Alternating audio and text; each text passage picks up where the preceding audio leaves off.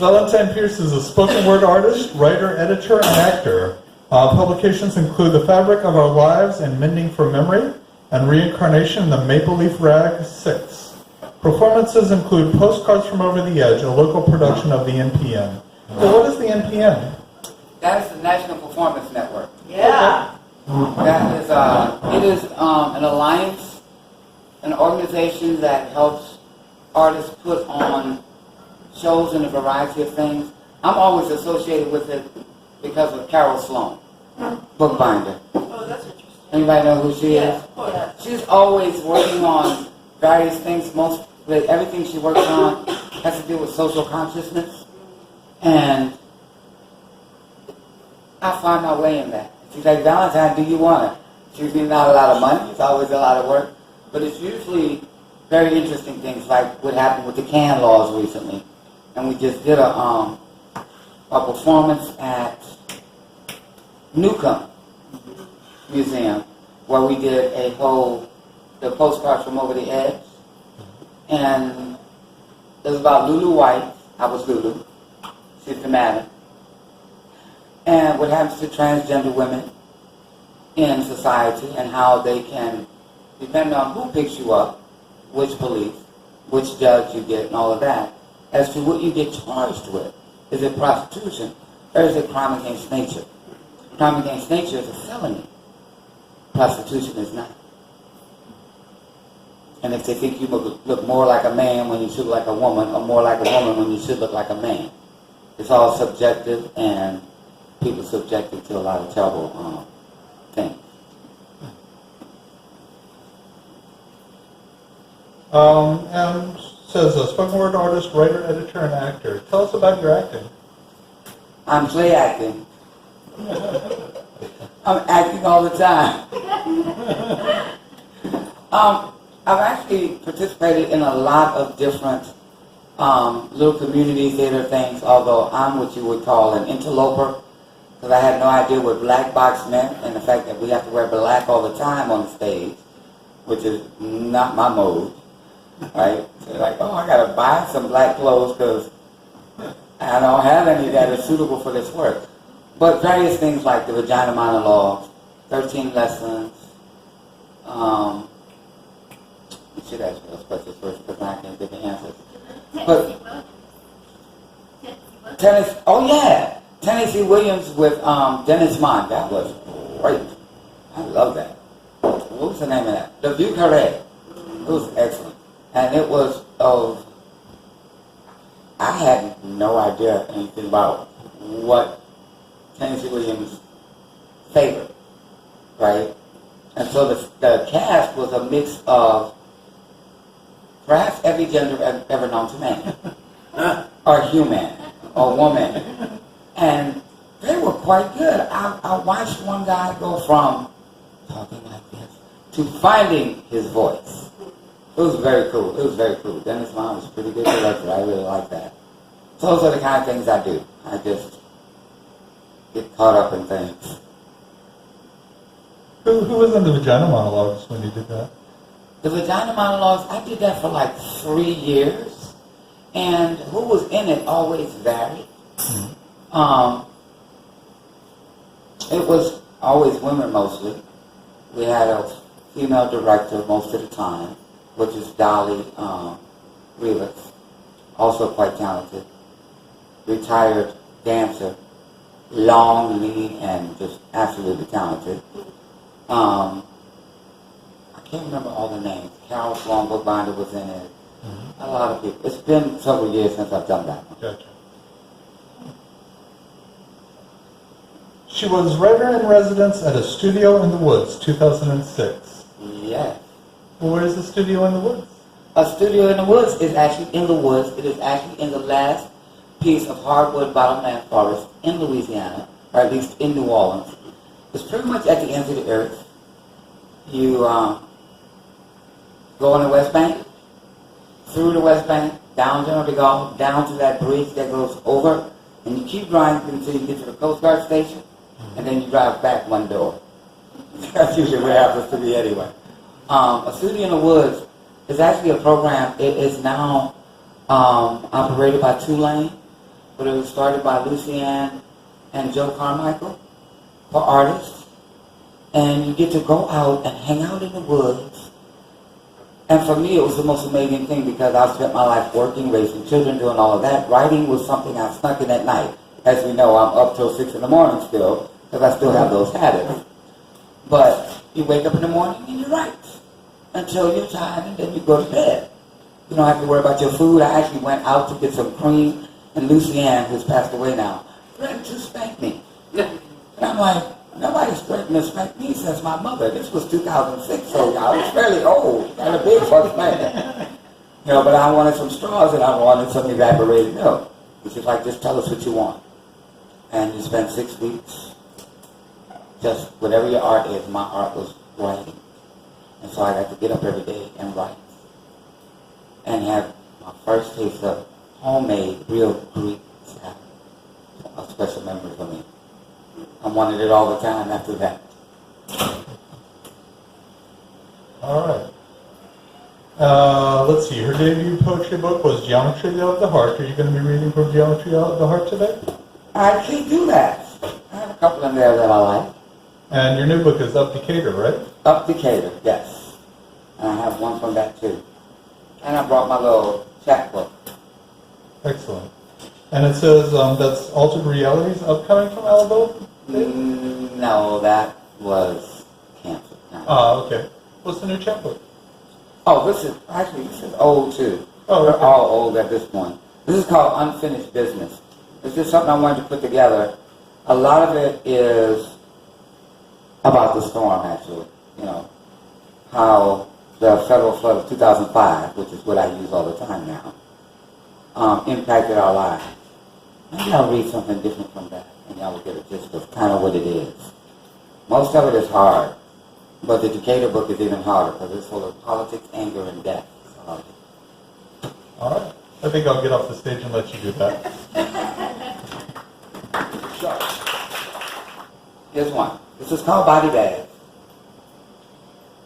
And I tell people that poems just really appear for me. I'm not one who will sit down and go, oh, I'm going to write a poem today. The poem will say, Valentine, can you write me now?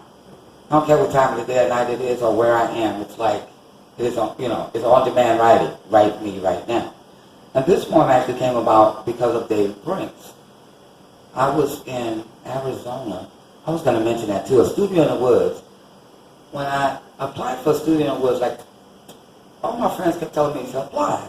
And I said, there are a lot of writers in New Orleans, a lot of really good writers. Why should I apply? So finally, after about the third or fourth time, I applied.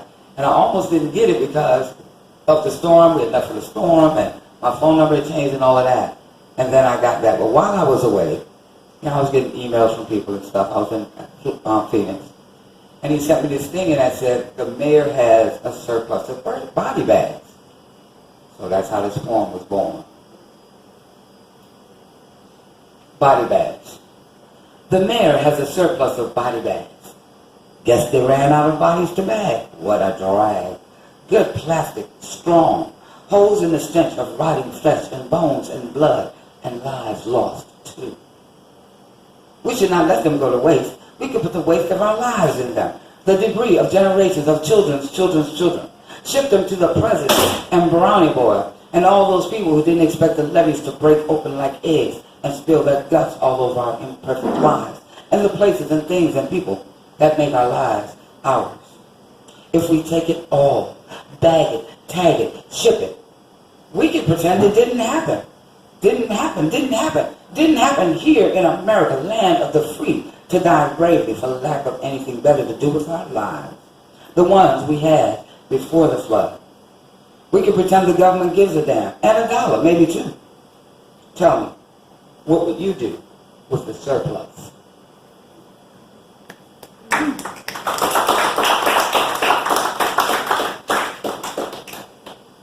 And maybe I'll read this one too. This is called Standing Still. Well, y'all should never let me get in this book. I wrote this poem, if y'all don't mind knowing these things. I was at Tulane and Broad. Not a drop of traffic. And a lot of people had the same experience. They would get to a place where it's normally a red light, right? And you're sitting there waiting for the light to change. But there's no light because there are portable stop signs everywhere. And you sit there and you go, oh, it's a stop sign, and then you take off. So here I am at 2 Lane and Broad. I pull up. I kind of cat a corner my car, drop it, get in the middle of the street to take pictures. How many people have ever done that? Yeah, that's not something you do at 2 Lane and Broad, okay? You do not stand in the middle of the street. You be running across the crosswalk even when the lights are on, okay? Standing still. The stories can't be told in a few short words. The heart breaks again and again and again and again. Through miles of devastation, trees, homes, businesses, cars. Each one a life lost, each one a family destroyed, each one a heart broken. Miles upon miles of waste, refuge, garbage. That once was a city, a lifestyle, someone's whole world. Here, time stands still. Though traffic moves, life is halted. Though the sun shines, the wind blows, the earth turns. But we stand still and close our eyes just to keep our hearts from splintering, from breaking through our rib cages and becoming just another pile of debris in this wasteland. I am afraid to raise my camera. I am afraid to record the images, afraid to capture this sorrow on film and create a permanent record. I haven't done that in a long time. A couple of them I was working kind of hard tonight. And that particular one that was next, I was like, no, pass on that. Let's see. How about, I did make a list.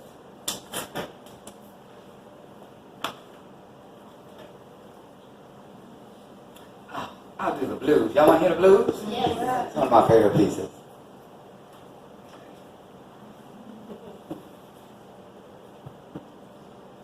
Now, for me to do the blues, y'all got to play with me, okay? But if y'all can't hold it, I'm all right with that. This is how we start. We kind of going to run down the middle, that side and this side. Okay, you're on that side right there. Right? And you're on that side. So you're going to go do, do, do, do, do. And you're going to be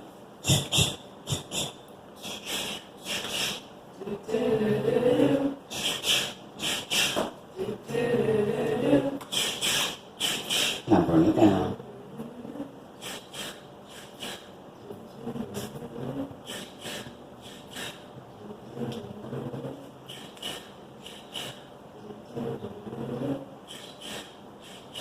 When you get the blues, sometimes, do you ever want to wrap up in it like it was an old blanket? On the night of syncopated rhythms and blues, and funky sad songs, and old songs like those you heard when you were just a child, that keep that sad feeling running through you, that says you're still alive with a heart and a soul and all that stuff that makes you human and real. And not like some of the phonies who are always happy, are always mad. Don't you ever get the urge to just sit there in some melancholy dream state of mind? That ain't really a state of mind, but a state of being. When you remember all the sad times and feel all the sad days like one day that never ended. And you wonder what happened to the happy times. But you don't try real hard to remember. But just try to wrap up tight in that blue, blue sky, blue midnight, blue, blue. You done gone and got yourself like you ain't had in a long time. And don't it make you mad, real ticked off mad, when people try to unwrap it with stuff like, hey, it ain't so bad, or cheer up, or some other pathetic trite thing that you wish you weren't saying and you wish you weren't hearing. Nah. Maybe it ain't that bad right now, but it's been real bad sometimes. The death you never died, and the hell you ain't been burned in yet. And you know that you don't know how you survived some of those bad times when your body worked without your mind and did what it had to do because you had lost your mind in the blues you was wrapped up in. Hey, don't you ever just want to have a blues sometimes?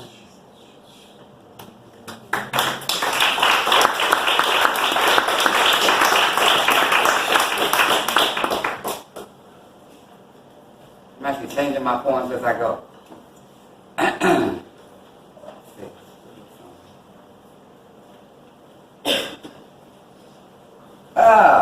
I do this one. I haven't done this one. I haven't done a lot of these poems in a long time. Y'all keep hearing me say that. But I'm going to do two of these. Let's see. We're going to start with, this is called Rivers of My Soul. And this poem came about because of one of my favorite poets, Langston Hughes.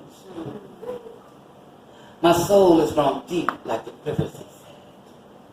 Euphrates, Congo, Nile, Mississippi. I close my eyes. Repeat the words over and over and over again. I know these waters. My spirit has lingered in these waters. My soul understands.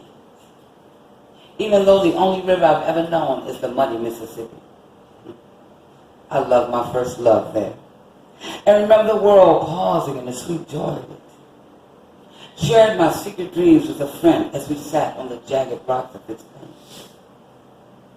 Cried my life's sorrow on his shoulders as the sun rose and danced on tugboat waves. Got lost in a saxophone solo and guitar strings of sidewalk musicians at twilight. The muddy Mississippi. Its bittersweet remembrances will linger in my soul for all eternity. And my soul, too, will grow deep like the rivers.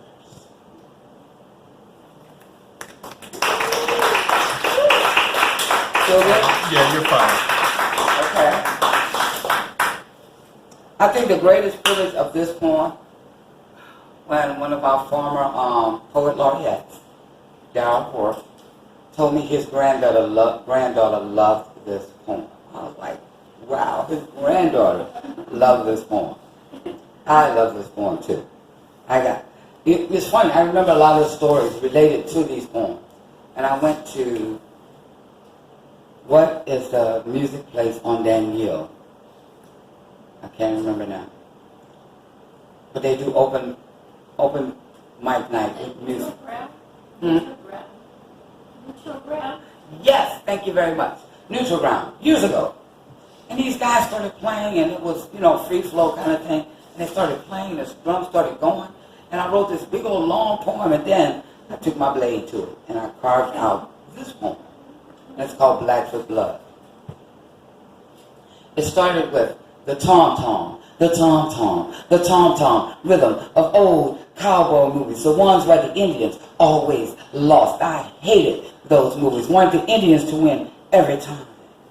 Every time Indian blood was the earth, the blood of my mother's mother, Blackfoot, and the blood of my father's mother's mother, Apache, would run rapid through my veins, made the marrow hot in my bones, how they could die on the land that belonged to them by the hands of ones who would have died, had native know-how, and I taught them how to live on the land. Don't know the names of the men of the drums, can't explain it to you, how that rhythm flowed like Indian blood in the night. The tom-tom of the drums in the night. You can hear it. I can feel it in my bones. The tom-tom of the drums reminded me of old cowboy movies where Indians danced, chanted to their gods, talked across mountains, across valleys, across rivers, a code, a message, a song in the night. I remember I was for the Indians. And I remember every time they died, I wanted to dance, doing Indian chant, doing Indian scream. I remember I was for the Indians. And I remember the tom-tom, the tom-tom, the tom-tom, and the blood of my mother's mother, and the blood of my father's mother's mother, Apache, went running through my veins. The rhythm of the tom-tom is the marrow of my bones.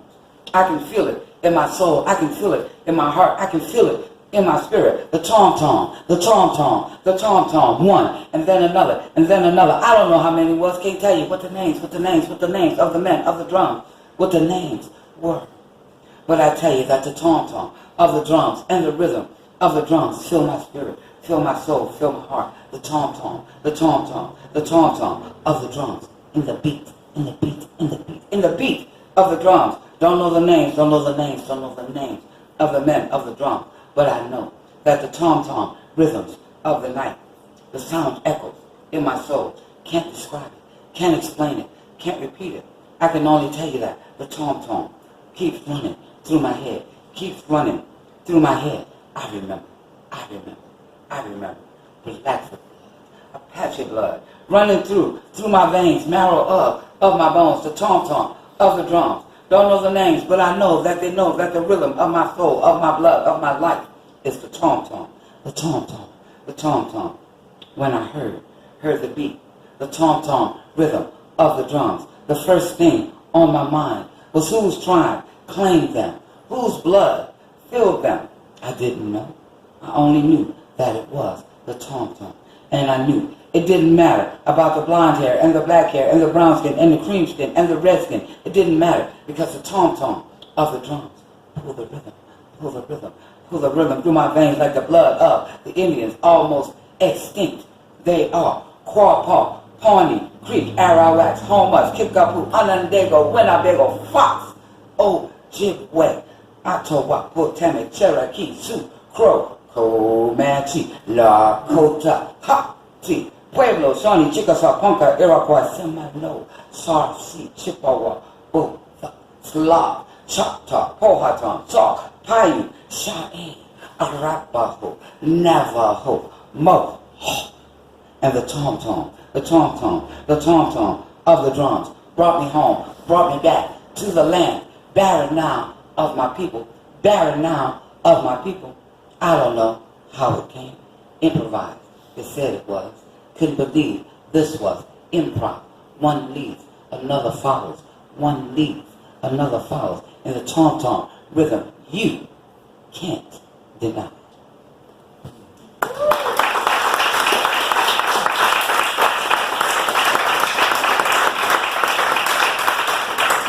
Another one? Yeah. All right, let's see. What's on my list? Let me pretend I know. I usually don't free flow like this. I used to be so artistic. Everything would be in perfect order. I time everything. Put it all together. Let's see. How about... I want a sexy poem or a chocolate poem or something like that. Yeah. Ooh, maybe I got a fruit poem. I want a fruit poem? I haven't done that poem in a long time either. And actually, it got its name from my children.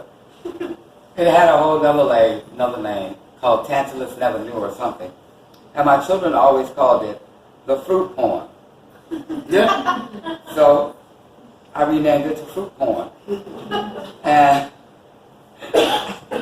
I used to do cautions on it. And I would tell people that this poem is only about fruit.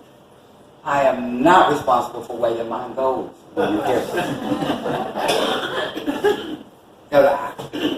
I write fruit poems and food poems and chocolate poems, and it's the fruit one. The fruity sumptuousness of her fresh-washed body gobbled up the air in their room, tantalized him until his nostrils flared wantonly. He instinctively inhaled long, deep breaths of her. Sense so ripe, his synapses popped like firecrackers, and he was delirious with the mere thought of it. This fruit, this feast, all his. How could he but devour it, piece by luscious piece? Ice-cold pomegranates, seeds pressed hard against the hot roof of his mouth, their flesh disintegrated and melting in his throat. Cool cantaloupe water sheared from the rind with his teeth, melon meat, just firm enough not to be swallowed whole, just tender enough to be eaten in a few quick bites. His tongue lapping minuscule traces of escaping juice from lips swollen with the pleasure of it all. slightly chilled peaches, their fuzzy edges tickling his mustache as he nibbled round and round until all that remained was the seed. Even the nectar he greedily licked from his sticky fingers. Sun-warmed orange slices that filled his mouth, pulled from the skin and bit and all in one fluid motion, exploded, flooding his tongue, turning his body into a wave of dripping sighs. How does he explain? Compare. Tantalus. Oh, Tantalus. He explained for you who never knew such exceeding torture as this. Is bliss.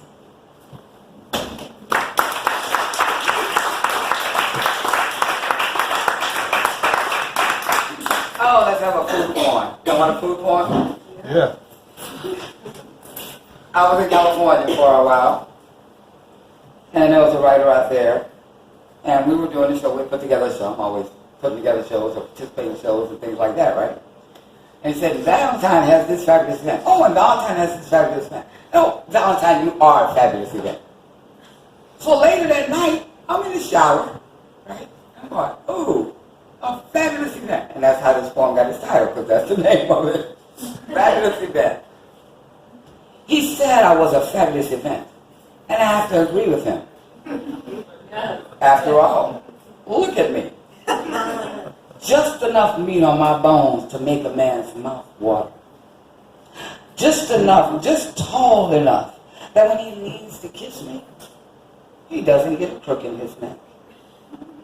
Just heavy enough that he can sweep me off my feet without straining his back and still know his own strength. Sweat? Child, I don't sweat. From these pores seep the milk and honey he dips his ginger snaps in to tame his appetite until supper is served. I'm the gravy and the golden cornbread he sops it up with. Yeah, baby. I'm the crisp-edged macaroni and cheese, the peas, the oven-basted garlic and clove seasoned roast. And oh yeah, I'm the peaches and cream dessert, too. What can I do for you? Got the urge to lick your lips? Want me to lick them for you? I'd love to slide my tongue across your mouth on the way to exploring your body. How about it? You and me. Dinner with all the trappings. My place. At 8. It's sure to be a fabulous event. See you there.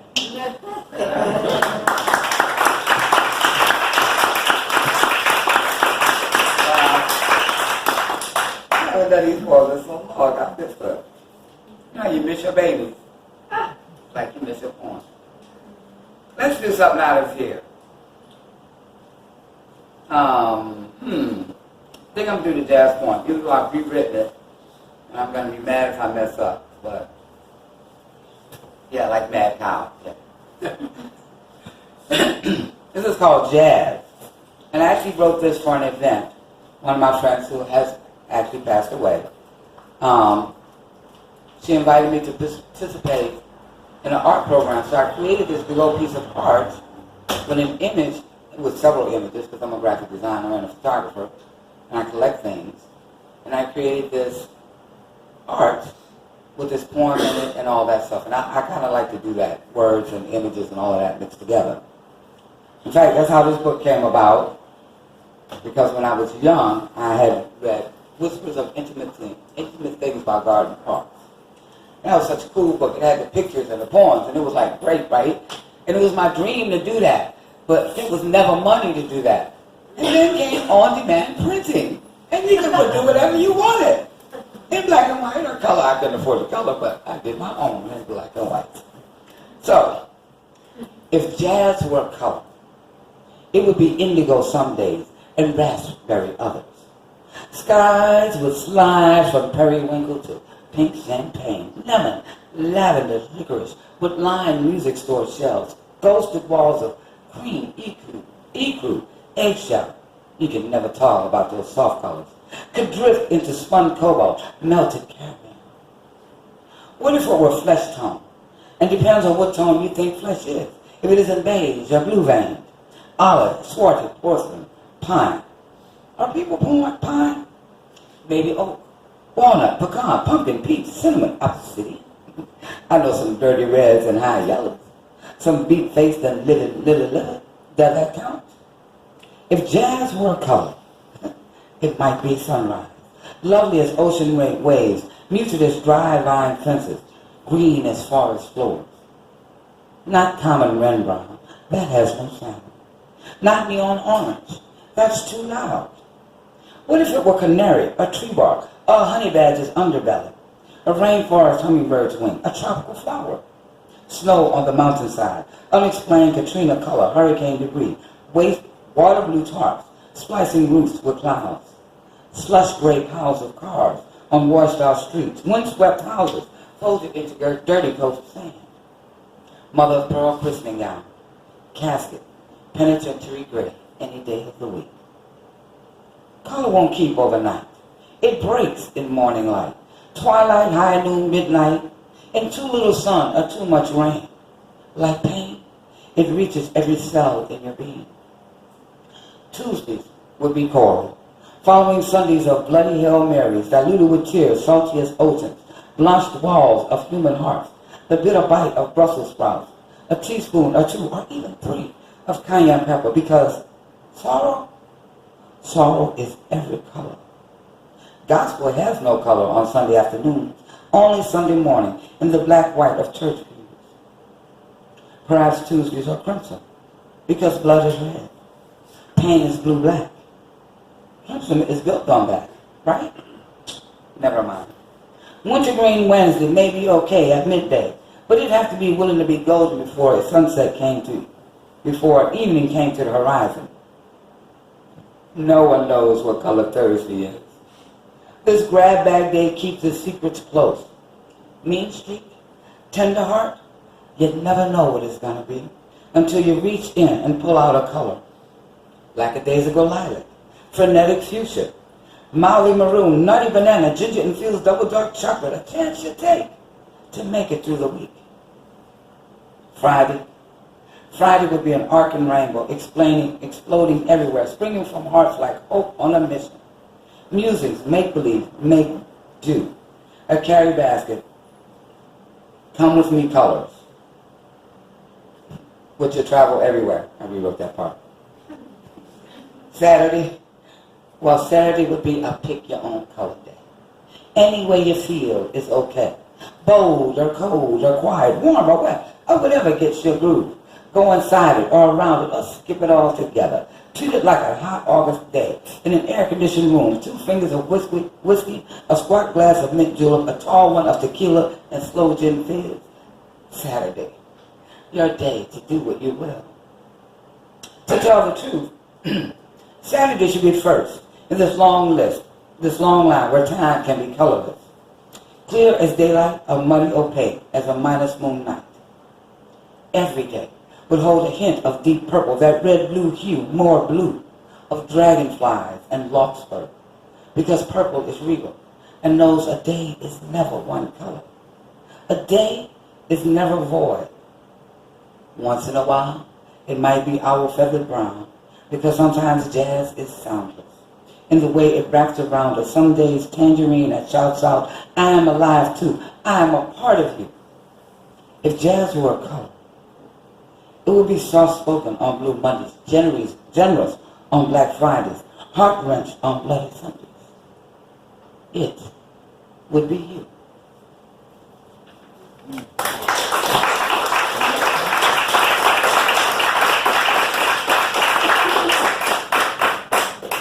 Okay, let me see what my one more right quick is going to be. No, it's in here. Check it.